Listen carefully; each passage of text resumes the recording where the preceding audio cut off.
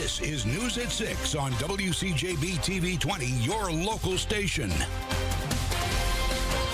Alachua County Sheriff Clovis Watson admits the agency made mistakes with how it handled internal investigations into 3 employees. A judge had ruled the investigations needed to be fairly reviewed and gave the sheriff 10 days to hold hearings. But as TV 20's Cameron Lund tells us, those hearings aren't happening. Yeah, Watson closed the cases and rescinded disciplinary actions against these men and women. Captain Rebecca Butcher, Sergeant Kevin Davis, and former Sergeant Frank Williams sued Sheriff Watson after they say administrative investigations violated their rights. Attorney Bobby Frank represents the deputies who filed suit. She released a statement saying, quote, "This is a veiled attempt to cover up the intentional unlawful acts.